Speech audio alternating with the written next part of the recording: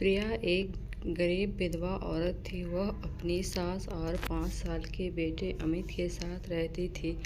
उसकी सास रुक्मणी बहुत गुस्से वाली थी। रुक्मणी हमेशा अपनी बहू को डांटती मारती रहती थी। एक दिन प्रिया घर में काम कर रही थी, तभी रुक्मणी उसके पास आती है। रुक्मणी, बहू तू घर का काम ही करती रहेगी या बाहर जाकर भी कोई काम करेगी? मेरे बेटे को खा गई, अब क्या मेरे पोते को भूखा मारेगी? बाहर जाकर कुछ काम कर और पैसे कमा कर ला।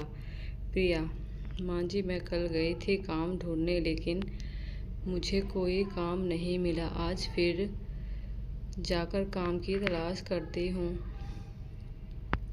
प्रिया अपनी सास और अमित के लिए खाना बनाकर बाहर चली जाती है। वह कई जगह जाती है, लेकिन उसे कोई काम नहीं मिलता। इसी तरह पूरा दिन बीत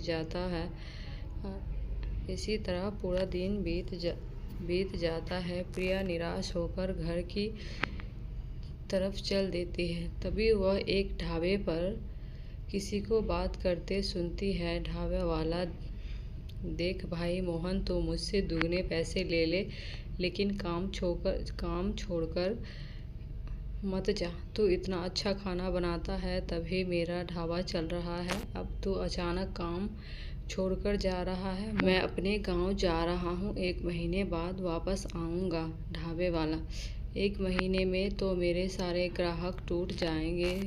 तू एक हफ्ते में वापस आ जा, मैं तुझे दुगने पैसे दूंगा। लेकिन मोहन नहीं मानता और नौकरी छोड़कर चला जाता है। तभी प्रिया ढाबे वाले के पास जाती है।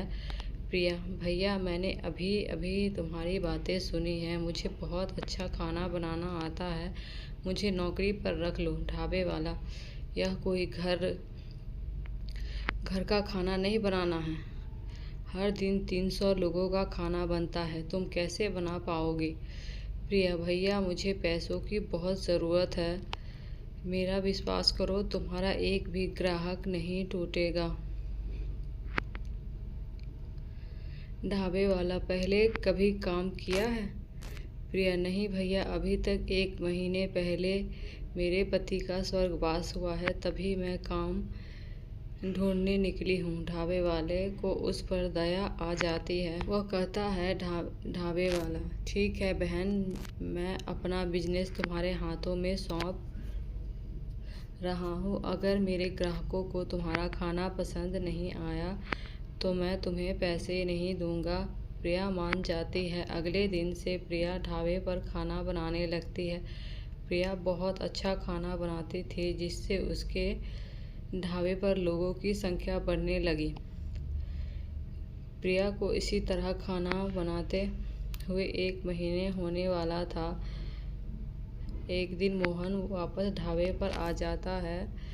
मोहन, लो सेठ, मैं आ गया। तुम्हारे बारे में सोचकर मैं 1 महीने से पहले ही आ गया। बताओ आज क्या बनाना है? ढाबे वाला, भाग यहाँ से, मैंने किसी और को रख लिया है। तू तो दुगने पैसे में भी नहीं मान रहा था। यह औरत बहुत अच्छा खाना बनाती है, तू अब रास्ता नाप। मोहन बहुत गुस्सा हो जाता है। मोहन, मैं भी देखता हूँ यह ढाबे पर कितने दिन काम करती है।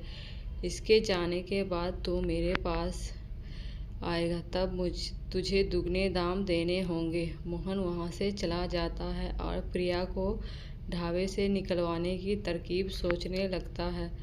इसी बीच ठंड का मौसम आ जाता है। प्रिया को कभी कभी ढाबे पर रात को देर हो जाती थी। ठंड के मौसम वह ठिठुरती हुई देर रात घर पहुंचती थी। एक दिन वह रात को वापस अपने घर जा रही थी, तभी उसे रास्ते में मोहन मिल जाता है। मोहन, सुन, वह ढाबा मेरा है, कल से वहाँ से काम छोड़ दे, नहीं तो मुझसे बुरा कोई नहीं होगा। प्रिया, भैया, मैं बहुत गरीब हूँ, मुझ पर रहम करो। तुम तो कहीं भी काम ढूंढ लोगे, मैं अकेली कहाँ जाऊँगी काम ढूंढने? मोहन, वह सब मुझे नहीं पता, कल से तू ढाबे पर नहीं जाएगी। बस यह कहकर मोहन चला जाता है। प्रिया घर आकर बहुत रोती है। अगले दिन वह ढाबे पर जाकर ढाबे के मालिक को सारी बातें बता देती है। उसका मालिक कहता है, ढाबे वाला, बहन तुम चिंता मत करो, इस मोहन को तो मैं सबक सिखाऊंगा। तुम आज फिर उसी रास्ते से जाना।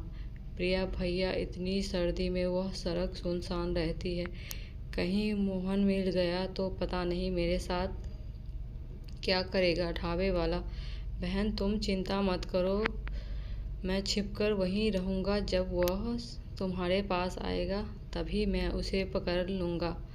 प्रिया रात को उसी रास्ते से वापस चल देती है। तभी उसे मोहन मिलता है। मोहन, मेरे मना करने के बाद भी तू ढाबे पर गई, अब मैं तुझे नहीं छोड़ूंगा।